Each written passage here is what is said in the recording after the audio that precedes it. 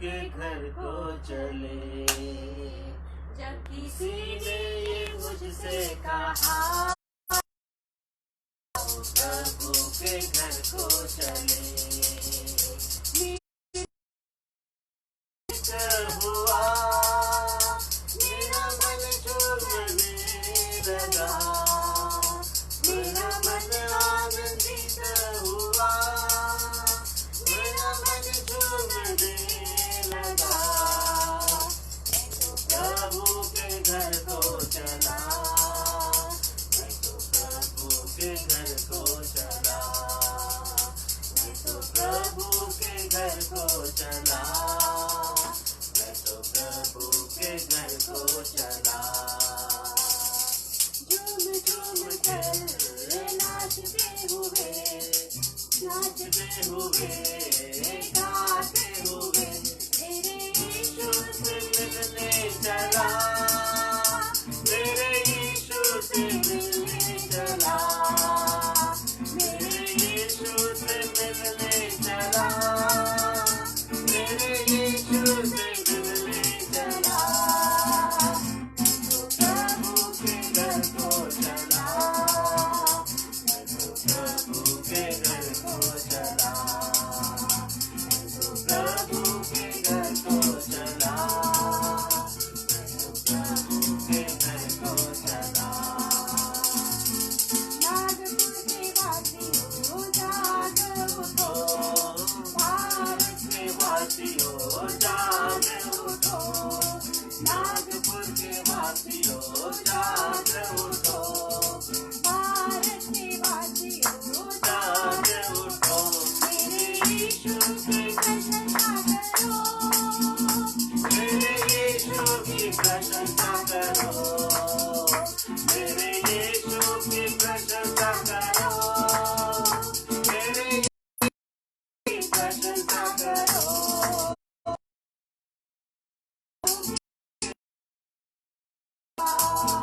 मैं तो प्रभु के घर को चला, मैं तो प्रभु के घर को चला, मैं तो प्रभु के घर को चला। परमेश्वर की स्तुति हो। जैसे कि दाऊद ने कहा कि जब मैंने सुना कि आओ हम यहोवा के भवन में चले तो मैं आनंदित हुआ। आज प्रभु का दिन है। आज है कि यह दिन है जो हम एक साथ होकर परमेश्वर की स्तुति और परमेश्वर की महिमा करते हैं। यह दिन है जो परमेश्वर की आज्ञा है कि तू शब्बात दिन पवित्र जानकर उसको मानना। और आइए क्यों ना हम अपने परमेश्वर के सम्मुख जाकर उसकी स्तुति उसकी प्रशंसा करें। यही तो वो चाहता है कि हम उसकी पूरी पूरी प्रशंसा करें, उसकी आराधना करें, क्योंकि इसी समय स्वर्ग में भी स्वर्गदूत परमेश्वर की महिमा उसकी स्तुति उसकी प्रशंसा कर रहे हैं। और यह सुंदर सा अवसर परमेश्वर ने हमें दिया है कि हम उसकी आराधना करिए। आए हम उसकी आराधना करेंगे, हम उसको धन्यवाद देंगे, क्योंकि यीशु का नाम सारे नामों से ऊंचा है। वचन में इस तरह से लिखा है कि आकाश के नीचे और पृथ्वी के ऊपर दूसरा कोई नाम नहीं दिया गया। यीशु के नाम में चंगाई, यीशु के नाम में आनंद, शांति, हर तरह की आशीष यीशु के नाम में। और वचन में लिखा है कि हर एक घुटना टिकेगा और हर जुबान कहेगी कि यीशु ही प्रभु है। आइए हम अपने प्रभु की आराधना करें। Jesus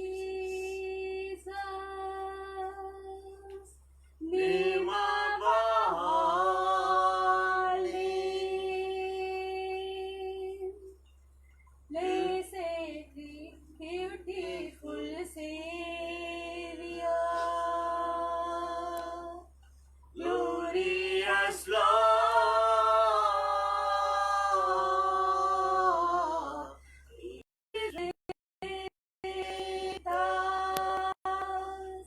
blessed living one, Jesus,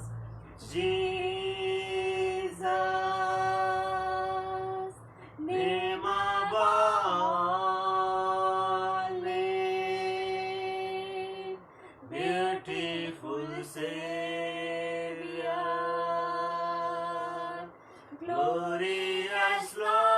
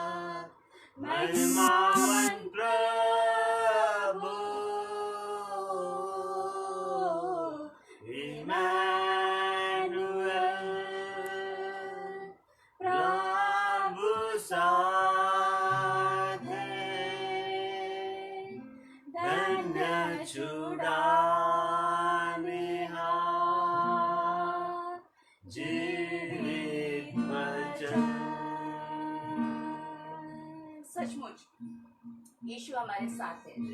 उसका वायदा है कि जहाँ 2 या 3 यीशु के नाम से उपस्थित होते हैं, यीशु के नाम से इकट्ठा होते हैं, वहाँ हमारा प्रभु स्वयं उपस्थित होता है। आइए प्रियो, अपने प्रभु की उपस्थिति में जब हम हैं, अपने हाथों को उठाकर, अपने हृदय को खोलकर अपने प्रभु की स्तुति, उसकी प्रशंसा, उसकी आराधना करें, क्योंकि उसका वायदा है कि मैं तुझे कभी नहीं छोड़ूंगा और ना ही कभी तुझे त्यागूंगा। इस संसार के अंत तक मैं सदैव तेरे साथ हूँ। आइए अपने प्रभु की हम आराधना करें, आराधना करें, आराधना करें, क्योंकि वही तो आराधना के योग्य है। ओ सारे संसार के उत्पन्न करता, ओ उद्धारक प्रभु, हम आपकी स्तुति, आपकी महिमा, आपकी प्रशंसा करते हैं प्रभु जी। हालेलुया, थैंक यू जीसस, धन्यवाद धन्यवाद धन्यवाद प्रभु जी। हालेलुया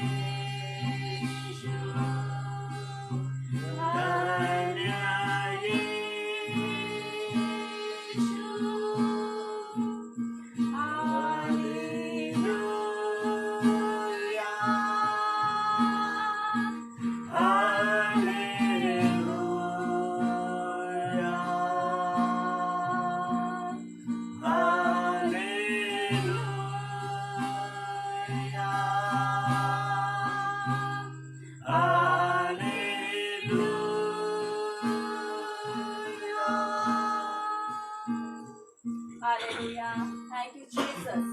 प्रभु, हम आपकी आराधना करते हैं, आपकी स्तुति करते हैं, आपको धन्यवाद देते हैं प्रभु जी। हर एक बात के लिए आपकी स्तुति, आपकी प्रशंसा करते हैं मेरे प्रभु। ओ धन्यवाद धन्यवाद और धन्यवाद देते हैं प्रभु जी।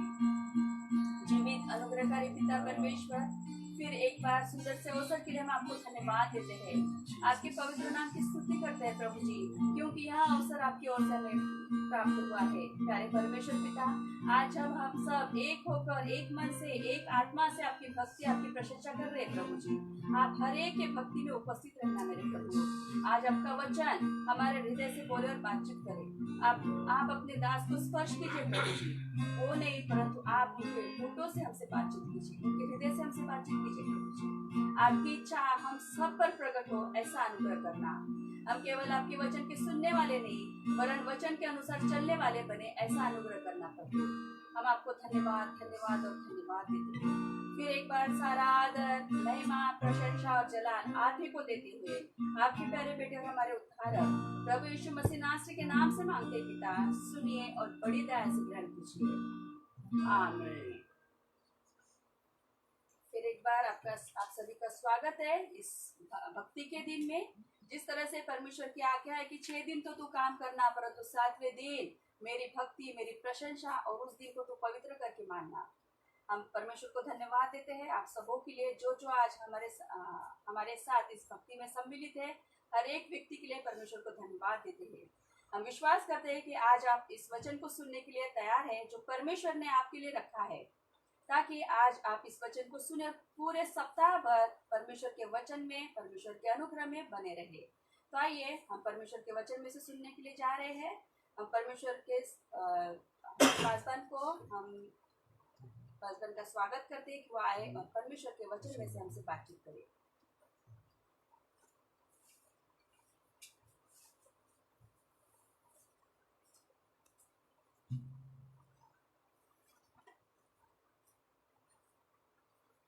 हालेलुया, परमेश्वर का धन्यवाद हो इस सुबह के लिए। इस सुंदर समा के लिए हम परमेश्वर की स्तुति करते हैं। फिर एक मौका खुदावन ने हमें दिया है कि हम उसकी आराधना करें, उसकी प्रशंसा करें, उसके नाम की बढ़ाई करें, क्योंकि एक ही नाम स्वर्ग के नीचे और पृथ्वी पर दिया है, जिस नाम में उद्धार है, जिस नाम में चंगाई है, जिस नाम में शांति है, आनंद है, जिस नाम में अनंत काल का जीवन है, और वो नाम है यीशु मसीह का नाम। और यीशु मसीह के नाम में हम यहाँ पर एकत्रित हुए हैं। हम आपका स्वागत करते हैं यीशु के नाम में। आज परमेश्वर आपसे मुझसे क्या बात करना चाहता है। जिन परिस्थितियों से हम गुजर रहे हैं, आप उस परिस्थिति से वाकिफ है, और ये परिस्थिति मनुष्य के जीवन पर अचानक आ गई है। हमने सोचा भी नहीं था कि दिन ऐसे आएंगे। लोग बोलते गए अच्छे दिन आने वाले हैं, अच्छे दिन आने वाले, अच्छे दिन आने वाले, परंतु हमने ये सोचा नहीं था कि ऐसे दिन आएंगे कि हमें संकटों का सामना करना पड़ेगा। ऐसे दिन आएंगे कि हमें मुसीबतों से गुजरना पड़ेगा। ऐसे दिन आएंगे कि लोग मृत्यु के भय से भयभीत होंगे। हमने सोचा नहीं था, परंतु ऐसे दिन हम पर आए। प्रश्न है कि क्यों ऐसे दिन आए? क्या वजह है कि मनुष्य जाति पर सारी दुनिया में भय का वातावरण छाया हुआ है। मनुष्य से मिलने के लिए डर रहा है, एक दूसरे से हाथ मिलाने के लिए डर रहा है, क्योंकि छूने वाली बीमारी आई है, महामारी आई है, और मनुष्य ही मनुष्य के लिए घातक ठहरते जा रहा है। वही मृत्यु का कारण बनते जा रहा है। जिस मनुष्य को परमेश्वर ने बनाया उसकी आराधना के लिए, वो मनुष्य दूसरे मनुष्य के लिए मृत्यु का कारण होते जा रहा है। क्यों ऐसा हुआ? क्या कारण था और क्या वजह है कि ऐसा हुआ? और यदि आप पवित्र शास्त्र बाइबल को पढ़ते हैं तो बाइबल हमें बताती है कि मनुष्य के पाप के कारण यह हुआ है। जब परमेश्वर ने मनुष्य को बनाया था, बेहद सुंदर, बेहद अच्छा बनाया था। उसमें कोई बुराई नहीं थी, किसी प्रकार का पाप उसमें नहीं था। वो तो परमेश्वर के तुल्य, परमेश्वर की प्रतिमा में, परमेश्वर के समानता में उसको बनाया गया था। लेकिन जिस दिन आदम ने परमेश्वर की आज्ञा का उल्लंघन किया, जिस दिन आदम ने परमेश्वर की बात मानना छोड़कर बैरी शैतान की बात मानी, उस दिन से उसका जीवन उथल पुथल हो गया। उसके जीवन में की शांति चली गई, उसके जीवन में का आनंद चला गया, उसके जीवन में मृत्यु समा गई और वो डर से भर गया। जो मनुष्य परमेश्वर के साथ में, निर्भयता के साथ में, आनंद के साथ में, शांति के साथ में, मृत्यु के भय न रहता, मतलब कोई भय नहीं, ऐसा वो जीवन बिता रहा था, अचानक उसका जीवन बदल गया। मृत्यु उसके जीवन में आ गई। क्यों हुआ ऐसा? आदम के पाप के कारण। आज कोरोना, इस वायरस का भय सारे मनुष्य जाति में फैला हुआ है। कोविड-19 ये बीमारी, ये एक वायरस, मृत्यु देने वाला वायरस आज सारे जगत में फैला हुआ है। कारण कौन? इसका जिम्मेदार कौन है? क्यों आया है? कारण क्या है? इसका जिम्मेदार है मनुष्य। इसका जिम्मेदार है मनुष्य, क्योंकि मनुष्य ने परमेश्वर की आज्ञा का उल्लंघन कर दिया है। परमेश्वर का सम्मान करने के बजाय उसका अनादर वो करते जा रहा है। परमेश्वर के आराधना में समय बिताने के बजाय वो ऐशो आराम में समय बिता रहा है। मेरे भाई और बहनों, इस प्रकोप से यदि बचना दे, एक ही उपाय है, एक ही उपाय है, और वो उपाय है स्वयं का समर्पण। एक ही उपाय है पश्चाताप, पश्चाताप और पश्चाताप। यूहन्ना जब सुसमाचार सुनाने के लिए निकल पड़ा, क्योंकि परमेश्वर के द्वारा वो भेजा हुआ था, प्रभु यीशु मसीह के पहले वो भेजा हुआ था ताकि रास्तों को तैयार करे। और जब यूहन्ना प्रचार करने लगा तो उसने पश्चाताप का प्रचार किया। मत्ती उसका 3 अध्याय और 2 आयत को यदि हम पढ़ते हैं, वचन में इस प्रकार से लिखा है, यूहन्ना ने बड़े हियाव से प्रचार करना आरंभ किया और प्रचार करते समय उसने कहा, पढ़िए यदि आपको वचन मिलता है तो, मन फिराओ क्योंकि स्वर्ग का राज्य निकट आ गया है। यूहन्ना ने प्रचार किया, बपतिस्मा लेने वाला यूहन्ना, कि क्या करो, मन फिराओ, मन फिराओ, पछताव करो, मन फिराओ क्योंकि स्वर्ग का राज निकट आया है। उसने आरंभ किया, प्रचार किया, सुसमाचार को लेकर लोगों के बीच में उसने बोला, क्या बोला, मन फिराओ, क्योंकि सबके मन बिगड़ गए थे। सबने अपना अपना मार्ग ले लिया था, कोई परमेश्वर का खोजी नहीं था, सबके सब पापी हो गए थे, अपने दुनिया में अपनी बातों में मग्न थे वो। आज इस संकट का हम सामना कर रहे, जिम्मेदार आप और मैं हूं। आज मनुष्य जाति है कि उन्होंने परमेश्वर की महिमा को जानते हुए भी उसका सम्मान नहीं किया। परमेश्वर है ये जानते हुए भी उन्होंने परमेश्वर के बलवंत हाथों के नीचे वो नम्र नहीं हुए, उन्होंने परमेश्वर का सम्मान नहीं किया, उनके मन बिगड़ गए, अंधकार से भर गए उनके मन, और उनके जीवन में सारी अशुद्धता, सारा लुचपन, सारी बुराई आकर समा गई, और इस कारण परमेश्वर का क्रोध भड़का है। प्रियो, ये परमेश्वर का क्रोध है मनुष्य जाति पे कि मनुष्य मरते जा रहे हैं।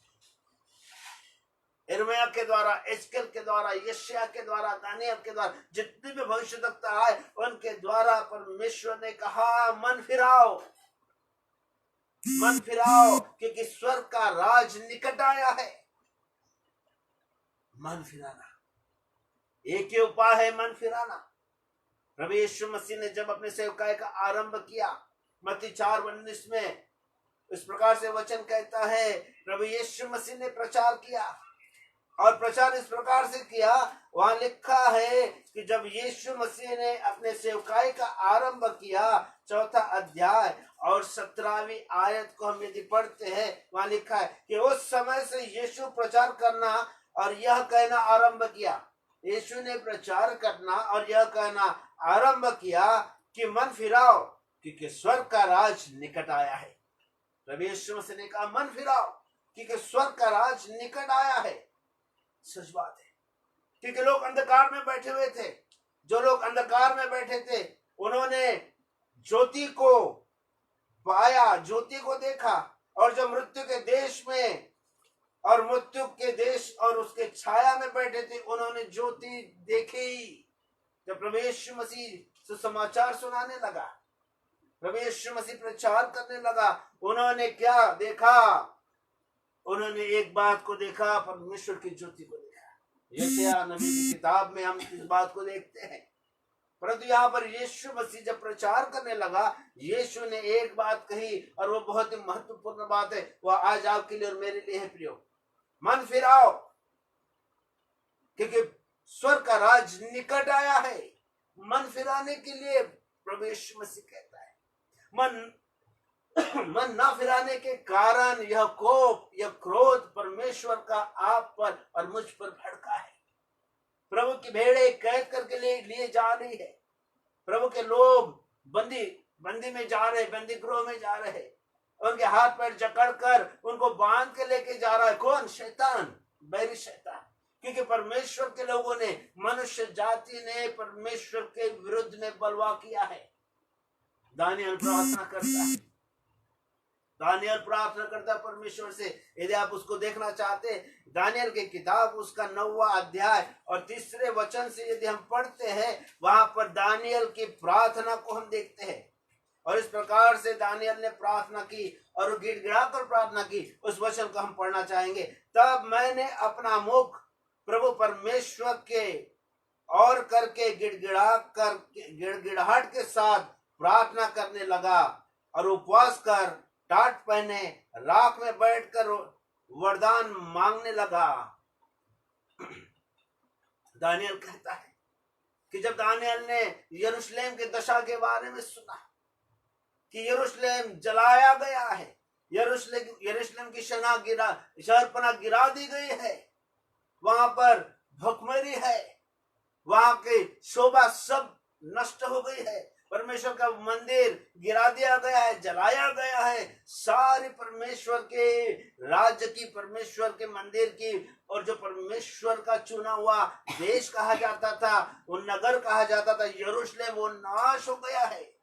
और परमेश्वर के लोग बंदी बना लिए गए हैं, उनके हाथ पैर जकड़े गए हैं, वे गुलामी में जीवन बिता रहे। जब दानियल ने देखा कि क्या दशा है मेरे लोगों की, क्या दशा है परमेश्वर के लोगों की, और क्या दशा है मेरे देश की, तो वो रोया, वो गिड़गिड़ाया, वो दुखित हुआ अपने हृदय में, वो दुखित हुआ और वो प्रार्थना करने लगा, परमेश्वर से पूछने लगा, क्यों प्रभु ऐसा क्यों हुआ?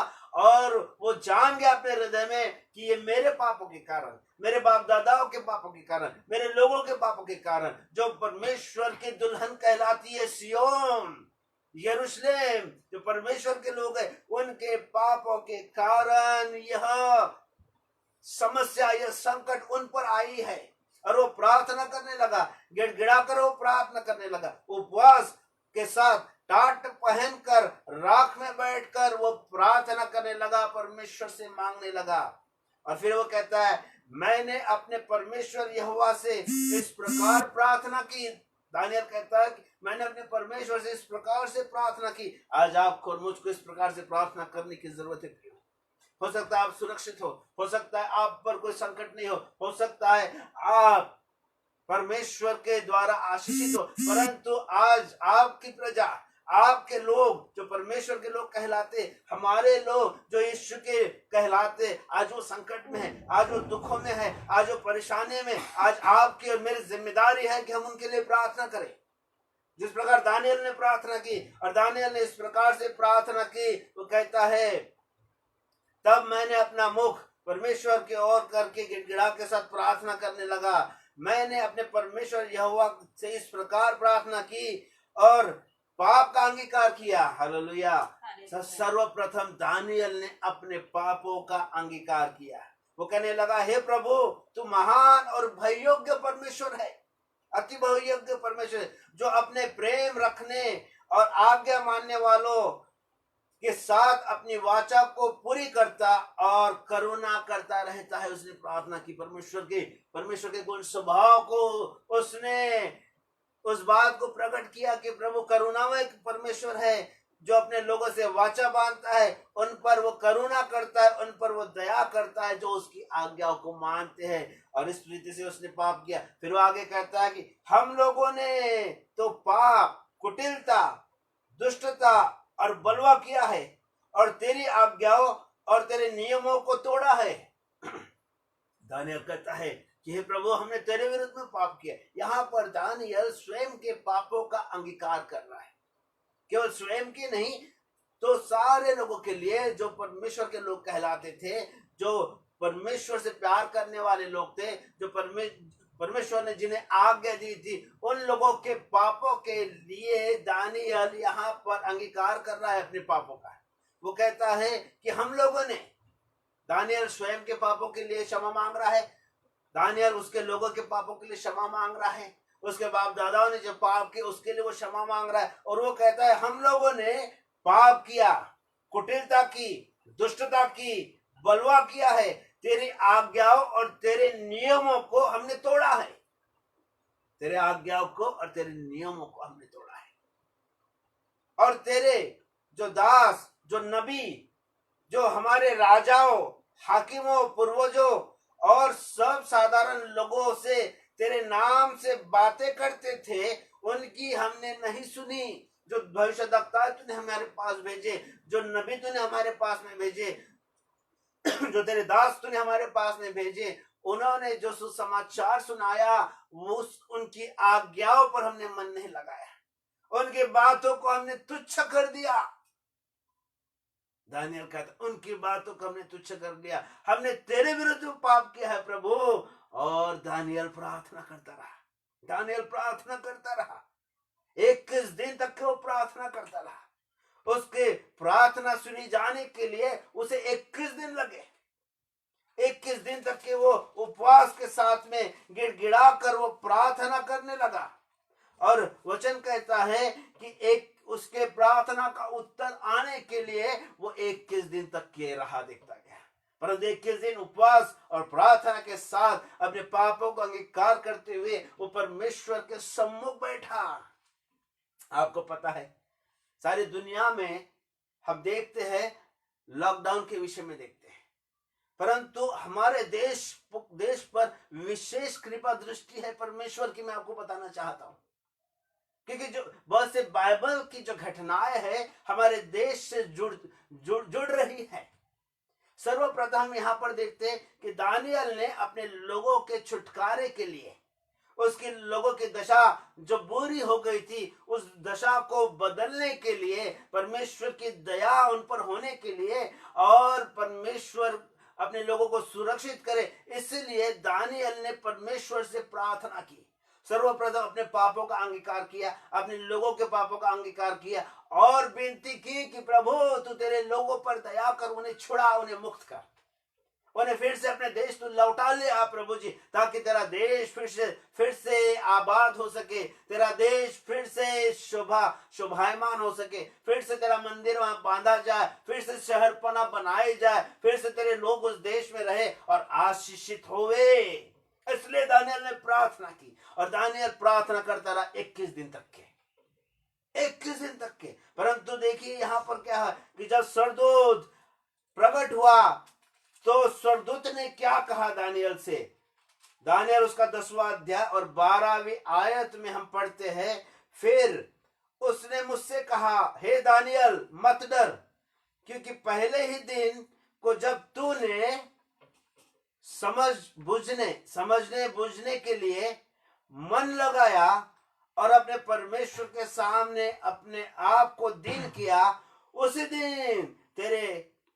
दिन तेरे वचन सुने गए और आगे लिखा है, और मैं तेरे वचनों के कारण आ गया हूं। वो स्वर्गदूत कहता है जब तूने अपने आप को नम्र किया, समझने बूझने के लिए अपने मन को तूने परमेश्वर की ओर लगाया और अपने आप को परमेश्वर के सामने दीन होकर तूने प्रार्थना की, नम्र होकर तूने प्रार्थना की, उससे दिन तेरी प्रार्थना सुन ली गई। परंतु प्रार्थना का उत्तर आते आते 21 दिन हो गए, 21 दिन हो गए। आपको पता है जब पहली बार भारत इस देश में लॉकडाउन के विषय घोषणा की गई थी, 21 दिन का वो समय दिया गया था, 21 दिन का समय दिया था। आप बाइबल से उसको कंपेयर करके देखिए, 21 दिन का वो समय दिया था ताकि इस देश से कोरोना वायरस निकल जाए और लोग सुरक्षित रहे, और इसलिए 21 दिन का समय दिया गया था कि लोग अपने अपने घरों में रहे और सुरक्षित रहे। और आत्मिक तौर पे और बाइबल के वचन के अनुसार मैं आपको बताना चाहता हूं, 21 दिन ये परमेश्वर ने आपको और मुझको दिए थे कि हम 21 दिन अपने दरवाजे बंद करके अपने परमेश्वर के सामने उपवास के साथ उसके सम्मुख बैठे और हम प्रार्थना करें परमेश्वर के राज के लिए, परमेश्वर के लोगों के लिए जो सताव में, जो बीमारी में, जो जकड़े हुए, जो शैतान के फंदे में फंसे हुए, वो छुड़ाए जाए। ये इसलिए आपको और मुझको समय दिया गया था कि हम 21 दिन तक प्रार्थना करें। परंतु क्या हुआ? लोगों ने इस बात, अर्थात परमेश्वर के लोगों ने जो अपने आप को मसीह कहते हैं, उन लोगों ने गंभीरता से नहीं लिया, अर्थात आपने और मैंने गंभीरता से नहीं लिया। कोई गंभीरता हमने नहीं ली, बस अपने आप में हम खोए थे। खाना पीना, टीवी देखना और आपसे ही बातों में मग्न रहना, यही बात लोगों ने की। और कुछ लोगों ने सच्चाई से प्रार्थना जरूर की, परंतु जो परमेश्वर के लोग थे सभी के विषय में कहा गया कि उन्होंने पश्चाताप के साथ में गिड़गिड़ा कर परमेश्वर से प्रार्थना नहीं की, स्वयं के पापों को कबूल नहीं किया, स्वयं के पूर्वजों के पापों को कबूल नहीं किया, लोगों के पापों को कबूल नहीं किया। और इसका नतीजा ये कि हमारी प्रार्थना 21 दिन में सुनी नहीं गई। दिन बढ़ाए गए और आपको मोहलत दी गई 40 दिन तक के, ताकि हम 40 दिन तक के फिर प्रार्थना में समय बिताए, अपने परमेश्वर को पुकारे, दुहाई दे, प्रभु दया कर तेरे लोगों पर। मैं जानता हूं बहुत लोगों ने प्रार्थना जरूर की, लेकिन बाकी लोगों ने क्या? यदि 100 मसीह है तो सिर्फ 15 लोगों ने या 25 लोगों ने प्रार्थना की, 75 लोगों ने क्या किया?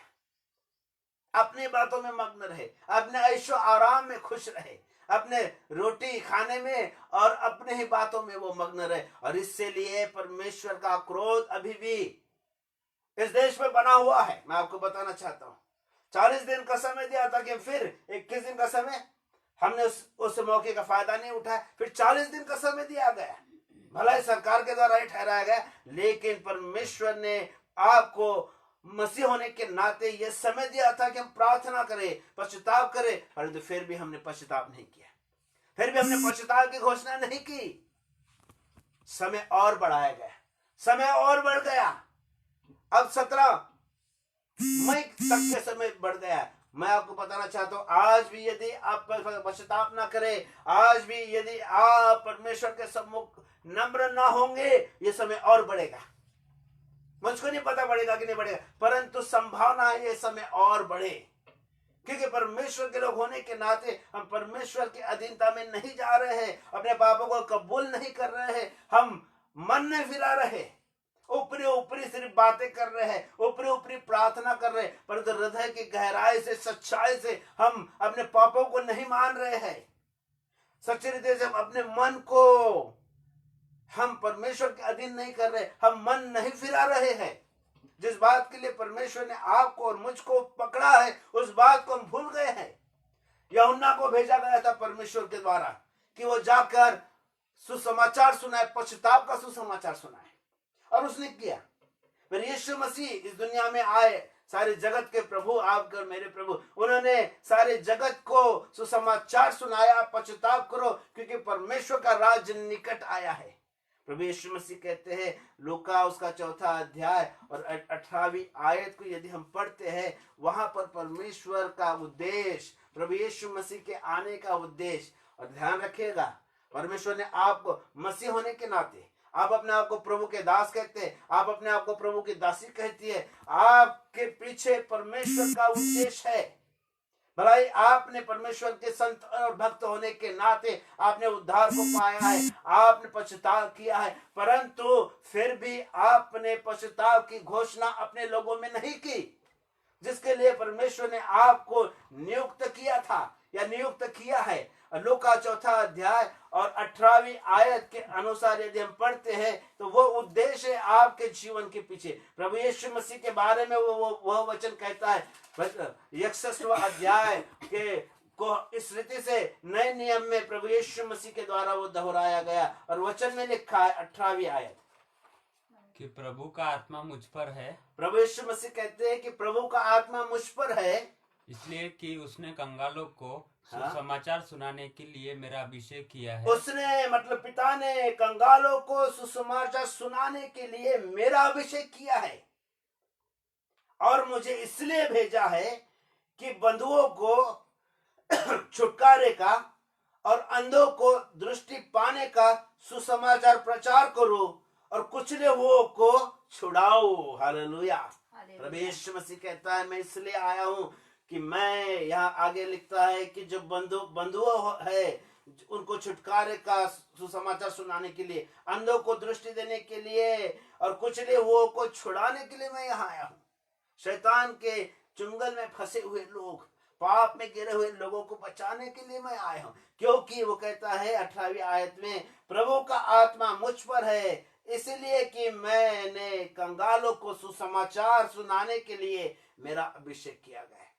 हर एक पासवान, हर एक सुसमाचार प्रचारक को मैं बताना चाहता हूँ, हर एक व्यक्ति जो सेवा के लिए नियुक्त किया गया है, यहाँ तक कि हर एक विश्वासी जन, हर एक विश्वासी जन, हर एक मसीह भाइयों को और बहनों को मैं बताना चाहता हूँ कि आपको परमेश्वर ने चुना है ताकि आप जाति जाति के लोगों को सुसमाचार सुनाए, यीशु का सुसमाचार सुनाए। ऐसा क्यों हुआ है इन दिनों में, ऐसी समस्या क्यों आई है, बाइबल में सारी बात लिखी है, उनको बताने के लिए कि तुम्हारे पापों के कारण यह हुआ है। यदि तुम मन फिराओ तो परमेश्वर अपने क्रोध को हटाकर दया करेगा और तुम्हें फिर से जो का तो करेगा। परमेश्वर का वचन कहता है, उनको बताने के लिए परमेश्वर ने आपको नियुक्त किया है। मेरे प्रियो, यीशु मसीह को परमेश्वर ने भेजा। अब वहां पर अपने आप को अब रखिए। यदि आपने उद्धार को पाया है, यदि आपने परमेश्वर के उस अनुग्रह को पाया है, तो यहाँ पर इस वचन के अनुसार प्रभु का आत्मा आप पर है मेरे प्रिय। एक विश्वासी, एक परमेश्वर के दास दासी होने के नाते परमेश्वर का आत्मा आप पर है कि कंगालों को सुसमाचार सुनाने के लिए आपका अभिषेक हुआ है, ताकि आप जो बंधुआई में है उनको छुटकारे का, और जो अंधे हैं उनको दृष्टि पाने का सुसमाचार प्रचार करे, और जो कुचले हुए हैं उनको छुड़ाने के लिए आपको नियुक्त किया है परमेश्वर ने। अपने बुलाहट को जानिए, अपने बुलाहट को जानिए। मन फिराव का उपदेश आपने दिया नहीं, आपका तो उद्धार हो गया, परंतु उनका क्या जो अभी भी अंधकार में है, अभी भी शैतान के उस जाले में फंसे हुए, अभी भी बीमारी में है, अभी उनको कोई आशा नहीं है, अभी भी वे अंधे हैं, अभी भी उनके आंखें अंधी है। आपको पता है दूसरा कुरिन्थियों 4:4 क्या कहता है कि इस संसार के ईश्वर ने, जो शैतान है, इस संसार के ईश्वर ने लोगों की आंखों को अंधा करके रखा है, ताकि प्रभु यीशु मसीह के सुसमाचार का जो तेजोमय प्रकाश है उन पर न चमके। क्योंकि शैतान ने चाहता कि लोग प्रभु यीशु मसीह की ओर मुड़े, लोग उद्धार को पाए, वो नहीं चाहता है। और इसीलिए उनके आंखों को, आत्मिक आंखों को शैतान ने बंद करके रखा है, ताकि वो प्रभु यीशु मसीह के सुसमाचार प्रचार के तेज को वो देख ना सके।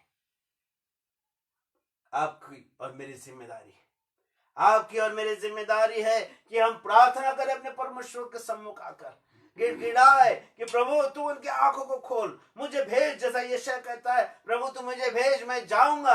आपकी और मेरी ये जिम्मेदारी, हम जाए और सुसमाचार सुनाए, जो अंधकार में फंसे हुए उनको उजियाले में ले आए, जो बीमार है उनको यीशु के पास लेकर आए ताकि वो चंगाई पाए, जो अंधे हैं उनको दृष्टि प्राप्त होवे, इसलिए उन्हें सुसमाचार प्रचार हम करें।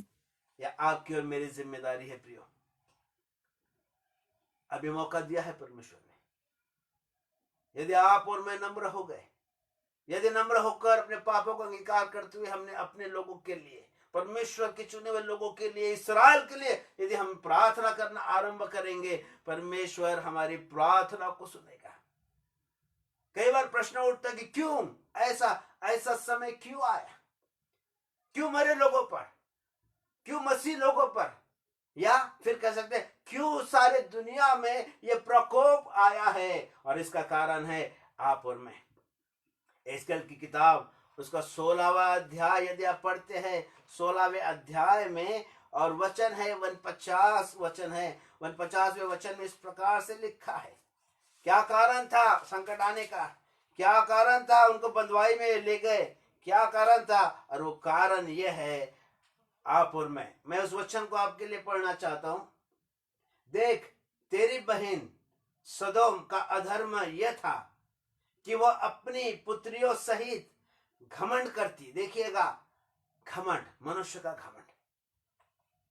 पेट भर के खाती, रोटी की कोई कमी नहीं थी, पेट भर के खाती।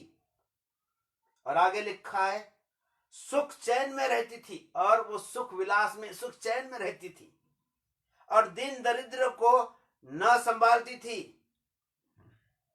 उसका पाप यह था, उस अपने लोगों का पाप यह है, मसीह होने के नाते मसीही लोगों का पाप यह है कि उनका ऐशो आराम, मराठी में देखिए किस प्रकार से आया है। अब मराठी का भाषांतर हम देखेंगे। पहा तुझी बहीण सदोम, पहा तुझी बहीण सदोम, हिचा अन्याय हाच होता, हिचा अन्याय हाच होता। गर्व मतलब घमंड, भाकरीची परिपूर्णता, रोटी की कोई कमी नहीं है, भरपूर से रोटी। आणि ऐश आराम ही तिला व तिच्या कन्यांना होती। ऐशो आराम यह उसकी कन्या को थी। आणि ती दीन व दरिद्री यांचा हात सबळ करीना। दीन और दरिद्रियों का हाथ वो मजबूत नहीं करती थी। यह लिखा है दीन दरिद्रों को वो संभालती नहीं थी, अपने ऐशो आराम में, अपनी रोटी की भरपूरी में, अपने ही बातों में वो मग्न थी। कोई परमेश्वर का डर नहीं, अपने ही बातों में मग्न होकर वो सुख विलास में जीवन बिता रही थी। जिस बात के लिए परमेश्वर ने बनाया आपको और मुझको, हम भूल गए हैं और अपने ऐशो आराम में, अपने रोटी की परिपूर्णता में, अपने ही घमंड में हम जी रहे हैं। और इसका कारण यह है कि आज मनुष्य के घमंड के कारण, उनके ऐशो आराम के कारण, उनके मस्ती और अधर्म के कारण यह प्रकोप सारे मनुष्य जाति पर आया है। निनवे को आप याद कीजिएगा, निनवे की स्थिति को याद कीजिएगा। और उस निनवे में योना को भेजा गया ताकि वो जाए और छुटकारे का सुसमाचार प्रचार करे, क्योंकि निनवे का पाप बढ़ गया था और निनवे का पाप परमेश्वर के सामने पहुंच गया था। और योना को कहा परमेश्वर ने कि निनवे का पाप मेरे सम्मुख आ पहुंचा है और इसलिए अब मैं उसका नाश करने वाला हूं। यहां लिखा है पहली आयत में, योना उसका पहला अध्याय पहली आयत में लिखा है, यहोवा का वचन अमित के पुत्र योना के पास पहुंचा। मराठी में क्या आया है वहां पर पहले वचन में? आणि अमित्तयाचा मुलगा योना, अमित का लड़का योना, याच्याकडे यहोवाचे वचन उसके आले। पास परमेश्वर का वचन आया। और फिर वहां लिखा दूसरे वचन में, उठकर उसे बड़े नगर निनवे को जा और उसके विरुद्ध प्रचार कर, क्योंकि उसकी बुराई मेरे दृष्टि में बढ़ गई है। परमेश्वर ने कहा, योना को कहा उठ और निनवे को जा और उसके विरुद्ध में, यहां लिखा है उसके विरुद्ध में प्रचार कर, क्योंकि उसकी बुराई, उसका पाप बढ़ गया है, मेरे सामने वो बढ़ गया है उसका पाप, परमेश्वर कहने लगा। और योना वहां जाता है और योना की बात आपको मालूम है, वो जाने के लिए इच्छुक नहीं है। परंतु फिर आगे में हम देखते, तीसरी आयत में हम देखते हैं कि योना को वहां पर भेजा गया। योना वहां पर गया और योना ने सुसमाचार प्रचार किया। चौथे आयत में योना का तीसरा अध्याय 1 वचन से लेकर 10वें वचन तक क्या पढ़ते हैं, विशेष करके हम चौथे वचन से आगे पढ़ेंगे। और वहां पर लिखा है, और योना ने नगर में प्रवेश करके एक दिन की यात्रा पूरी की और यह प्रचार करता गया, अब से 40 दिन के बीतने पर निनवे उलट दिया जाएगा। योना ने प्रचार किया कि 40 दिन बीतने के बाद निनवे शहर नष्ट किया जाएगा, वो पलट जाएगा, वो खत्म हो जाएगा। क्यों? क्योंकि तुम्हारे पाप परमेश्वर के सामने बढ़ गए हैं। योना ने प्रचार किया और जब प्रचार किया तो क्या हुआ, देखिए 5वीं आयत में इस प्रकार से कहता है, तब निनवे के मनुष्य ने परमेश्वर के वचन की प्रतीति की और उपवास का प्रचार किया, और उपवास का प्रचार किया गया और बड़े से लेकर छोटे तक सबों ने टाट ओढ़ा। हालेलुया, परमेश्वर का धन्यवाद हो कि परमेश्वर नहीं चाहता कि किसी का नाश हो जाए। दूसरा पतरस 3 अध्याय और 9वीं आयत में परमेश्वर कहता है कि परमेश्वर किसी का नाश होते हुए नहीं देख सकता। परमेश्वर नहीं चाहता कि किसी का नाश हो जाए, हर एक को पश्चाताप का वो मौका देता है कि वो पश्चाताप करे और जीवन को प्राप्त कर ले।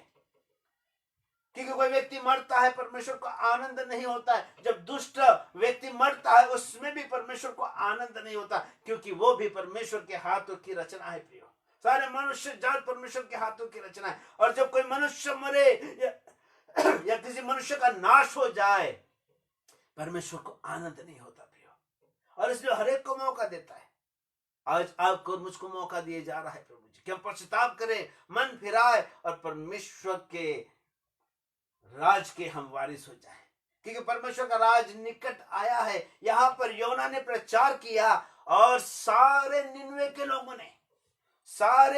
लोगों ने पश्चाताप किया। यदि आप थोड़ा आगे बढ़कर देखते हैं तो यहां पर 7वें वचन में इस प्रकार से लिखा है, और राजा ने प्रधानों से सम्मति लेकर निनवे में इस आज्ञा का ढिंडोरा पिटवाया कि क्या मनुष्य, क्या गाय बैल, क्या भेड़ बकरी या और पशु कोई कुछ भी न खाए, वे न खाए और न पानी पिए।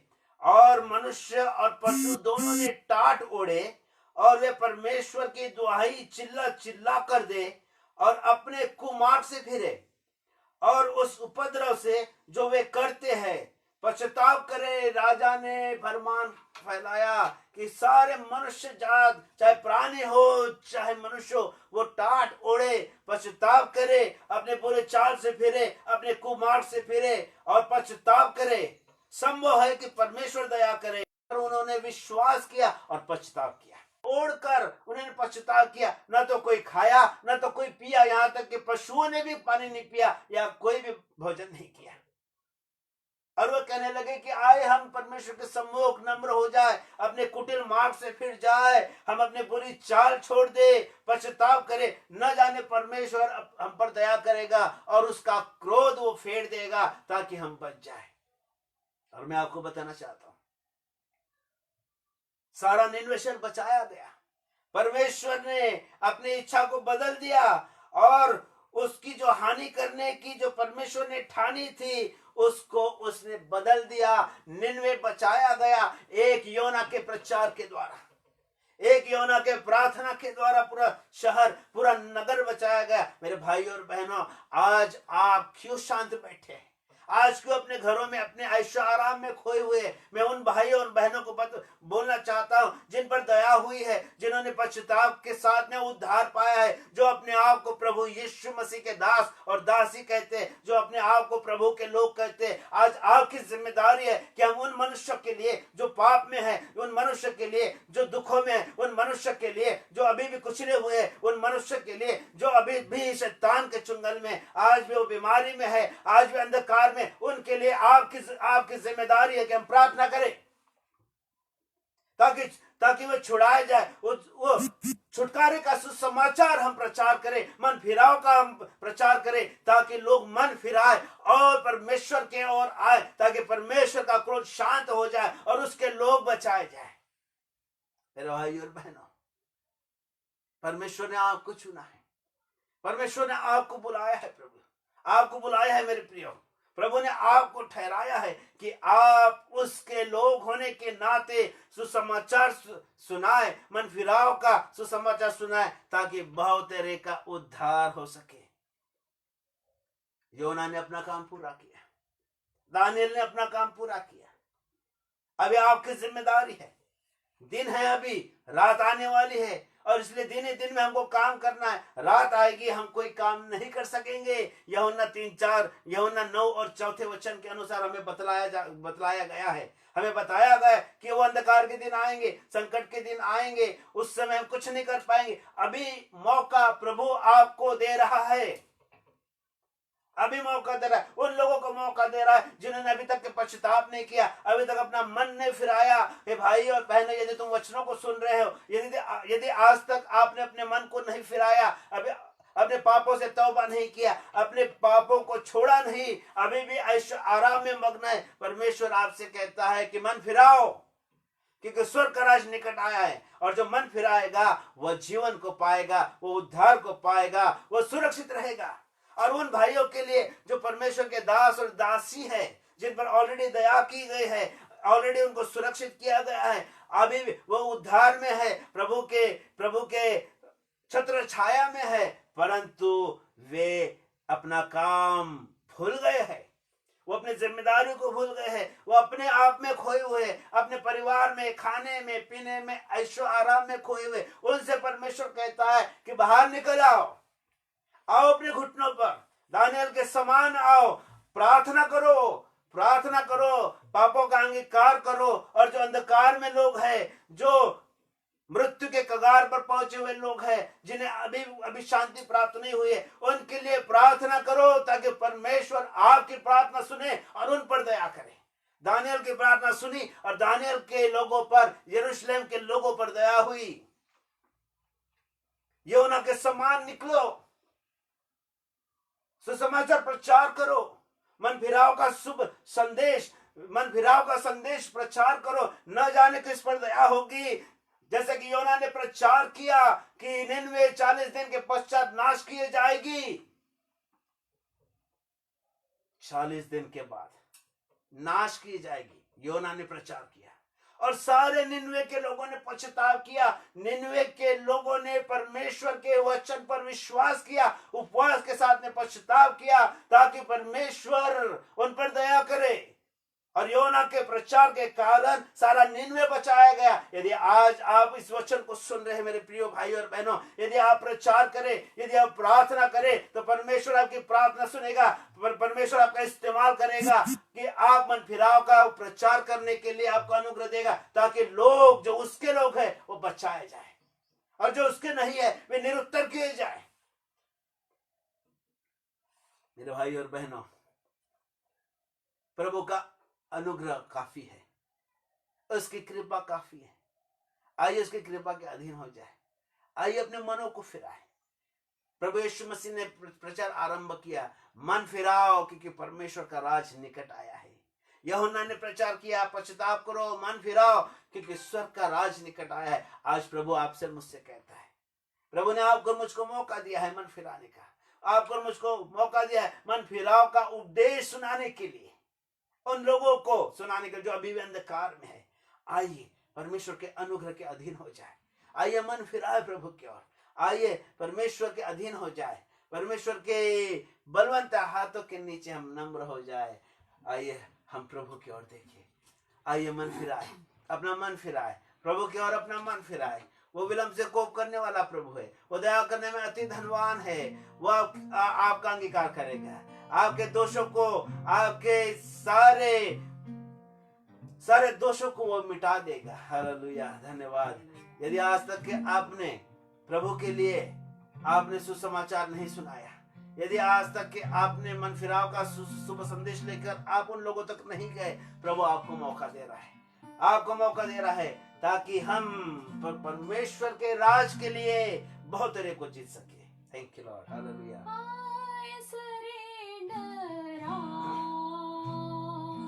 I surrender all.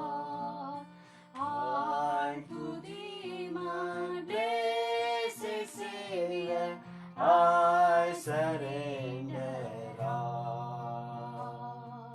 I surrender all. I surrender all. All to thee, my blessed Savior, I surrender all. सब मैं देता हूँ, सब कुछ देता हूँ, तुझको मुबारक मुझे सब मैं देता हूँ, सब मैं देता हूँ। आइए प्रभु को समर्पण करें, सब कुछ उसके स्वाधीन करें। हाँ, आइए उसके पैरों पर झुक जाए। तुझको मुबारक मुझे सब मैं देता हूँ, हालेलुया। यीशु को मैं सब कुछ देता, सब कुछ करता हूँ कुर्बान, जीऊंगा मैं रोज मसीह में, उस पर रखूंगा ईमान। यीशु को मैं सब कुछ देता, सब कुछ करता हूँ कुर्बान, जीऊंगा मैं रोज मसीह में, उस पर रखूंगा ईमान। सब मैं देता हूँ। आइए सब कुछ उसको समर्पण करें, सारी बातों का अर्पण करें। तुझको मुबारक मुझे सब मैं देता हूँ। प्यारे प्रभु, हम सब कुछ अपना समर्पण करते हैं, हम अपने मनों को फिराते हैं, हम पश्चाताप करते हैं अपने पापों से, क्योंकि हमने तेरे आज्ञाओं को तोड़ा है, हमने तेरे नियमों का उल्लंघन किया है। इस कारण हम पर ये दशा आई है प्रभु। प्रभु आज हम पश्चाताप करते हैं प्रभु, हम अपने पापों को मान लेते हैं। हमारे पूर्वजों ने तेरे विरुद्ध में पाप किए प्रभु, हम अपने पूर्वजों के पापों को मान लेते हैं। तेरे लोगों ने जो तेरे कहलाते हैं, जो तेरे लहू से खरीदे हुए हैं, जो तेरे कहलाते हैं लोग प्रभु, उन्होंने तेरे विरुद्ध में गुनाह किया है। उन्होंने तेरे नियम का उल्लंघन किया है, तेरे आज्ञा को तुच्छ कर दिया है प्रभु। उन्होंने तेरे विरुद्ध में पाप किया प्रभु। उनके पापों के लिए हम तुझसे क्षमा मांगते हैं प्रभु। दया कर प्रभु, क्योंकि तू दया करने में धनवान है प्रभु जी। तू विलंब से कोप करने वाला प्रभु है, और तू नहीं चाहता कि किसी का नाश हो जाए प्रभु। उन दासों के लिए, उन दासियों के लिए हम प्रार्थना करते, जिन्हें तूने नियुक्त किया, जिन्हें तूने बुलाया, ताकि वे तेरे प्रभु जी सुसमाचार सुनाने वाले तेरे लोग बन जाए प्रभु जी, तेरे वचन को लेकर जाने वाले लोग बन जाए। परंतु प्रभु जी तेरे लोगों ने तेरी आज्ञा का उल्लंघन किया। उन्होंने तेरे वचन को लेकर नहीं गए, केवल अपने स्वार्थ के लिए तेरा वचन सुनाया, अपने ऐश्वर्य आराम के लिए तेरा वचन सुनाया प्रभु।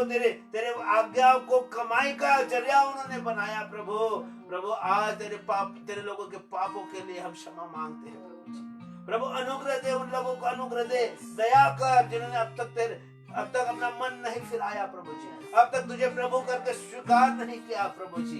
प्रभु उन पर तू प्रकट हो, उन पर प्रकट हो यीशु, उन पर प्रकट हो, ताकि उनका उद्धार हो जाए यीशु प्रभु। हालेलुया प्रभु, उद्धार कर ओ प्रभु, उद्धार कर प्रभु, किसी का नाश ना होने पाए। और प्रभु तेरे दास दासियों के लिए हम प्रार्थना करते, आज तक उन्होंने समर्पित जीवन नहीं जिया प्रभु जी। योना के समान उन्होंने सुसमाचार नहीं सुनाया प्रभु जी। दानियल के समान उन्होंने प्रार्थना नहीं की प्रभु जी। प्रभु अनुग्रह दे, तेरे दासों के लिए, तेरे दासों के लिए प्रार्थना करते, अनुग्रह कर उन्हें प्रभु। तो अपने अभिषेक से भर दे, तेरा आत्मा उन पे मंडराने पाए, तेरे सुसमाचार को ले जाए, मन फिराव का संदेश देवे, ताकि पाओ तेरे उस संदेशों को सुनकर मन फिराए और अपने पापों से तौबा करे और उनका उद्धार हो जाए और तेरे राज में उनका प्रवेश हो जाए प्रभु जी। हालेलुया प्रभु तेरे दासों ने आज तक प्रार्थना नहीं की सच्चाई से, परंतु आज अनुग्रह दे कि तेरे दास दासी प्रभु जी तरस से भरकर प्रार्थना करे और प्रभु तू उनकी प्रार्थना को सुने और उत्तर देवे प्रभु। आज हम अपना मन फिराते हैं, मन फिरा दे प्रभु, हम पर दया कर, तेरे दासों पे दया कर, तेरे दासियों पे दया कर, तेरे लोगों पे दया कर प्रभु, दया कर प्रभु, दया कर। हालेलुया, हमारा विश्वास है प्रभु तूने हम पर दया की है, तेरे दासों पे दासियों पे दया की है, जो वचन सुन रहे हैं उन पर दया की है और जो वचन सुनेंगे उन पर दया की है प्रभु। अपना अभिषेक भेज, अपनी आशीष भेज, वो अपना उद्धार की सामर्थ को भेज प्रभु। हालेलुया हालेलुया, धन्यवाद। तेरे मंडली को स्मरण कर प्रभु जी, तेरे लोगों को स्मरण कर प्रभु। वो उद्धार को पहने, उद्धार का टोप पहने प्रभु जी। हालेलुया हालेलुया, क्योंकि तेरी दृष्टि में वो बहुमूल्य है प्रभु। तू उनसे प्यार करता है, तू हम सबसे प्यार करता है। धन्यवाद आज के वचन के लिए, धन्यवाद पवित्र आत्मा तेरे अगुवाई के लिए हम तेरा धन्यवाद करते हैं प्रभु। इन वचनों को हमारे हृदय में हमें रखने के लिए अनुग्रह दे, इन वचन पर चलने के लिए हमें अनुग्रह दे, तेरे आज्ञा को, तेरे नियम को मानने के लिए अनुग्रह दे, जिसके द्वारा तुझे प्रसन्नता होती है प्रभु। यीशु तूने कहा यदि तुम मुझसे प्रेम करते हो तो मेरी आज्ञाओं को मानोगे प्रभु। हमें अनुग्रह दे तेरे आज्ञा को मानने के लिए। जब हम तेरे आज्ञा को मानते, हम प्रकट करते हैं कि हम प्रभु यीशु तुझसे प्यार करते हैं। Thank you Lord. हर एक को नाम बना प्रभु, तेरी कलीसिया को, कलीसिया के लोगों को, तो प्रभु तेरे लहू से खरीदे हुए लोगों को नाम बना, तो आशीषित कर प्रभु, आशीषित कर। धन्यवाद। सारा आदर, सारा सम्मान, सारा जलाल, सारी प्रतिष्ठा हम तुझे देते हैं। प्रार्थना हमारा उद्धार करता प्रभु यीशु मसीह उसके मीठे और प्यारे नाम से मांगते हैं हे पिता, सुनिए और बड़ी दया से ग्रहण करें। आमीन। प्रभु आप सबको बहुत बहुत आशीष देवे और प्रभु का अनुग्रह, प्रभु की दया आप पर निरंतर बनी रहे। सबको जय मसीह की।